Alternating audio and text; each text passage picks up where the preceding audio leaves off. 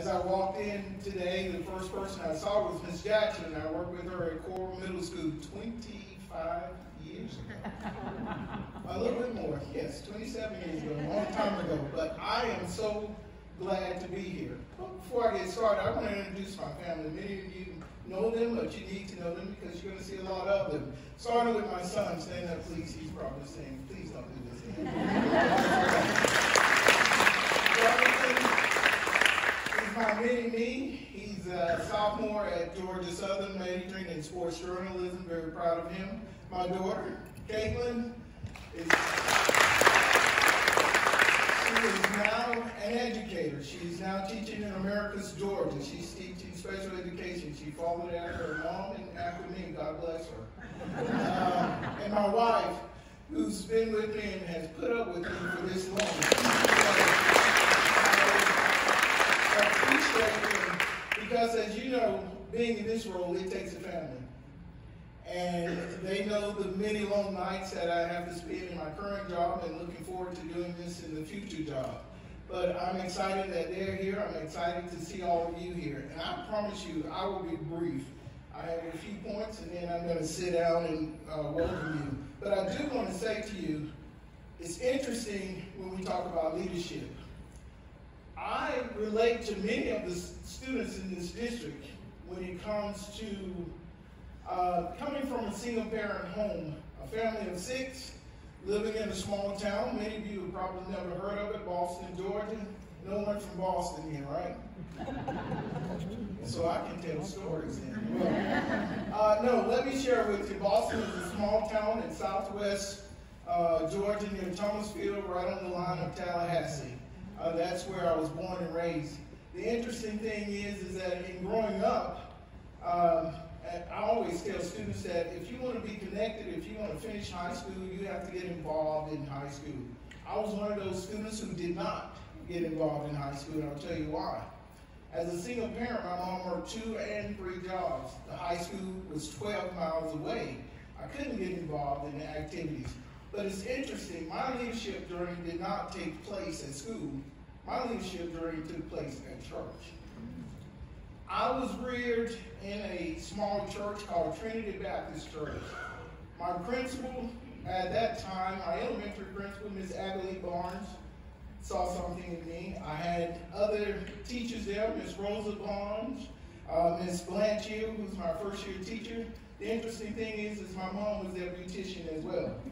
So they would come by the house. And growing up, they always assigned us, those of you who are Baptists understand BTU, and Union Sundays, where you had to go. Well, my principal always volunteered me to do things. And I was like, why is she volunteering me to go up and say a speech or to take up collection? I don't know these individuals, but she always volunteered me. She always said something to me. Her and Ms. Hill always said 2 things: I believe in you. Ms. Abilene Barnes was our Sunday school superintendent for as long as I can remember. And she retired from being Sunday school superintendent. We had numerous of deacons at our church. She walked up to me one day before church, and she says, I'm going to nominate you to be the next Sunday school superintendent. I said, first of all, I looked at her and smiled, and I said, Ms. Barnes, I'm only 21. You have other deacons who come all the time. She says, yep, they come. But I want you to be the Sunday school superintendent. So a lot of my leadership skills, my values, I gained it from church, not necessarily the school. And I appreciate those ladies who believed in me, saw something in me. And even after I finished college, those ladies invested in me. Ms. Rosa Barnes was a retired counselor from Brooks County School System. And it's interesting that my wife and I went by to visit her one day, and she knew I was finishing up my counseling certificate. She had books from 1966 counseling department from Atlanta University. She gave me the entire box. And she said, I think this will help you in your journey. I still have those books. The kids want me to get rid of those books, but I will not get rid of those books. It means something when people have invested in you and have given you something and trust you to do something with it. I'm here today because I want to share with you my vision for this district. And you must understand that I can't do this work alone. And that's why I'm impressed to see the number of people who are here. Because if you want to see any high-performing school district, any district that are doing great things with its students, it involves the entire community. It's not one person, it's not two people, it's the entire community that takes hold of this vision and moves forward. I look at our students, I look at our test scores, I read the press, and I want to tell you something about the press. Don't believe everything you read. Don't believe everything you read. The second thing you have to understand is that those students who walk through our doors every day, they need a champion like you who says, I believe in you. No matter where they come from, no matter their address, whether they're coming from public housing, whether they're coming from 5 Points, whether they're coming from Nellie B, they all have a bright future. And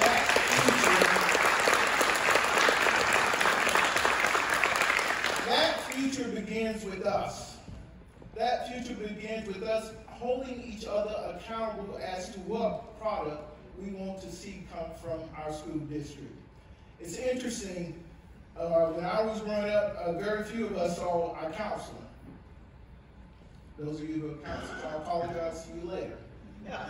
But very few of us saw our counselor because if your parents weren't middle class, if your parents didn't advocate for you to go to college, they didn't see you. But I had a sister who was older than I was, who attended Valdosta State. I didn't need a counselor because she pushed me to say, this is what you're going to do. This is the paperwork you're going to fill out. My brother before me went off to a college as well. They pushed me to do the college route. My older brother and older sibling went to the military. But what I want to say to you is all of our students have something they can do. And how we produce that, I don't believe every child is born to go to college. But I do believe that every child can become a productive citizen in our community. How? If we teach them the workforce, if we teach them the military, if we mentor them. It's interesting that a lot of people will sit, and I love to say, are you committed? Are you being compliant? Because I've served as a mentor, but that's a part of compliance. Are you committed to seeing that kid make it and not giving up on that child in spite of their mistakes? Because if you think about it, all of us have made mistakes. I know I have. Lots of them. But I had people who not only forgave me of those mistakes, but it was called grace. They were willing to reach back and say, okay, you made a mistake, but what are you going to do to make up for that?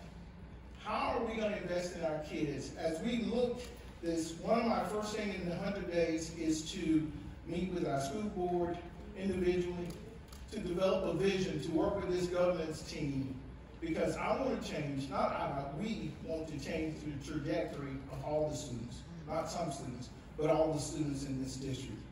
And how do we do that as we look at our test scores? Let's be real about it.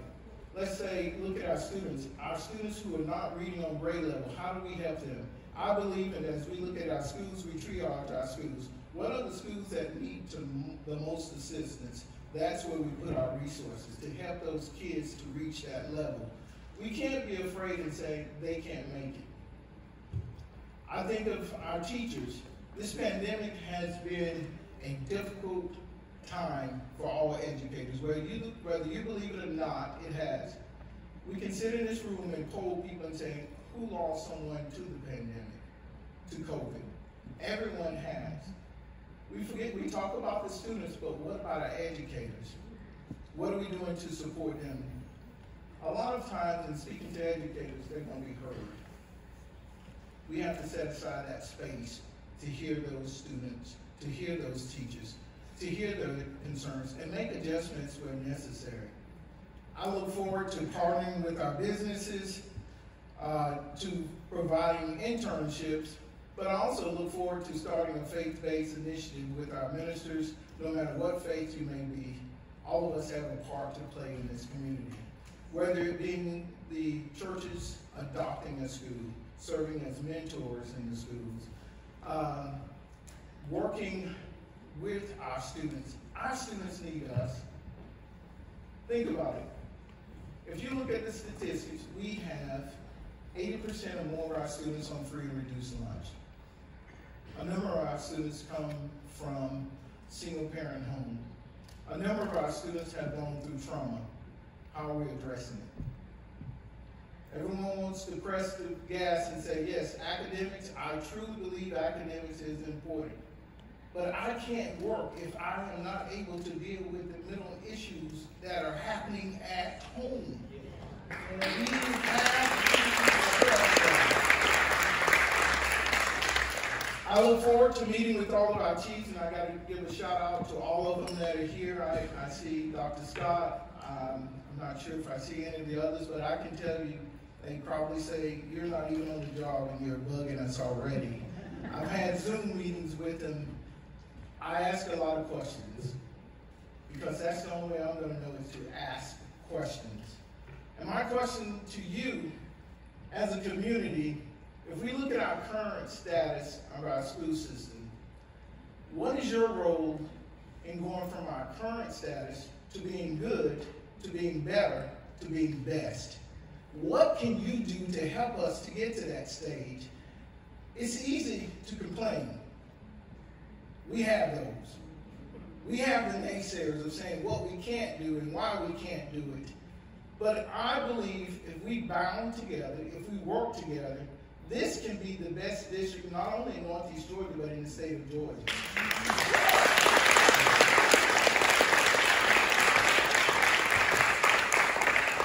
You will get tired of hearing me and seeing me, because my thing is I just talked to this Palmer a few minutes ago, and I said, listen, as soon as this thing is done, we need to look at the calendar and start planning events throughout Clarke County, not just west side, east side, public housing. We need to go into every area and to meet with individuals, ask their concerns, because a lot of times we've left out those families. Yeah. We've made decisions, we've left out those families. Here's the thing, my philosophy is you either have a seat at the table or you on the menu. That's it. You meditate on that. You have a seat at the table or you on the menu. I don't want them on the menu. I want them to have a seat on the table. How do we get our kids to read on level? How do we change it where the gang violence that is taking place? Okay, I'm going to say something you don't like. All right, where's Dorsey? He's my protection. He's not here to protect me. I want you to understand there are issues that we have to address. We've put them under the rug. We don't want to address them. We don't want to say it's here. But we have to address the gang issue. We have to address the poverty issue. We have to address the housing issue. I will tell you this, I'm old enough that I can say some stuff now, is that I don't want to happen, what is happening to public housing to happen to public education. Amen. Swallow on that here. We're moving people out. Housing, and I'll tell you where I'm currently located. A family called me on my phone and said, hey, we've got to move. I live in a house that has no heat, no air conditioner, and the stove is broken. And they've raised my rent to $1,600 a month. That's happening in a small social circle where 6% of the housing is rental property. That's social circle. Who knows the statistics for Athens, Georgia? Chew on that one. What do we do to help those families? What do we do to help kids who are homeless? What are we doing to provide for them? And most of all, special ed is my baby. That's where I got my start. But what are we doing to help our special needs students to make sure that they're prepared? What are we doing for our graduates when they walk across that stage? We want to make sure that they're reading on a level, not passing out diplomas, that they earn diplomas. And that when you walk away from Clarke County, when you have a diploma, it means something. It means something. I'm looking forward forward, as I look across the room and I see several principals, thank you for being here, several district office people. As I said to, I think I said it to Mr. Gaskins, I'm not sure if I said it to Dr. Scott, I look forward to working with you, but I encourage you to get a new pair of running shoes, walking shoes, because we're going to be in buildings.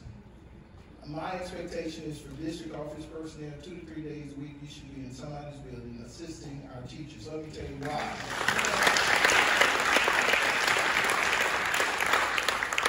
As I looked at the data that Dr. Blankenship shared with me, close to 40% or more of our teachers who are teaching in our schools have 0 to 4 to 5 years of experience. Okay, I didn't get that's how. Why? What do we do to support those teachers to stay here, not to leave here? You can give me $2,000 extra, but if I'm not supported, I'll leave and go somewhere else where they pay me less. We have to support our teachers. We have to support our students. I'll use this analogy and then I'm going to be done. And that analogy is, when I think about students, I think about customers. They are our customers. Let's think about it. What happened to Blockbuster? What happened to Woolworths? Okay? Let's think about some of these other industries that have gone under because Nokia, remember Nokia, the phone? They thought they had it until what? The iPhone came along. But if you look at one company who pivoted on a dime, that was Chick-fil-A. During the pandemic, everyone closed their stores down and was trying to figure out, how do I make it work? What did Chick-fil-A do? Built canopies, you drove through. They increased their sales profit during the pandemic because they made adjustments and they continue to say, how can I serve you? And it's my pleasure. Clarke County, we will become 5-star service to our customers because they deserve it. They deserve it. As I talked about our faith base, as I talk about our students, as I talk about our teachers, I want to talk about us in that we're no good to any of our people if we don't take care of ourselves. Self-care is going to be one of my big things for our administrators. Wellness, Wednesday wellness. You take that opportunity to leave early, to go work out, walk, go home. Self-care is being with your family. You know that, don't you? Self-care is getting home early and relaxing. If we don't take care of each other, because when you sit by that person at a principal's meeting, they're depending on you. A school district does not work in silos. You work as a team. If one school is excelling and the others are not, there's something wrong. All schools should be excelling at a rate. Yes, equity means that people will need extra resources. Not the same thing. They may need additional resources to get to the level of the next school. We're going to make sure that happens. The other thing I love to talk about is safety. I'm concerned about the safety of our students. If you look within the past 2 to 3 months, things that have happened in our communities, the shootings that have taken place, I've been involved in a larger system where I've seen kids as far as 3rd and 4th grade commit suicide. Our wraparound services must be tight. Must be tight. Not only our wraparound services, but our behavior specialists in working with our children, or our students who may cause some challenges. It is not our job to throw them out the door. It is our job to work with them and find out what's behind that is causing them to act out. I'm done, but I look forward to working with all of you. And I promise you, I'll either be at your church, I'll either be eating breakfast. I don't do coffee, period. So don't ask me on a coffee day. No coffee. But I'm super excited, as Dr. Gant said, it's coming home. It's more than coming home. I'm home being with family. And when you work with family, you work a little bit differently. work harder because you want to see not one person succeed, but all students succeed. Thank you.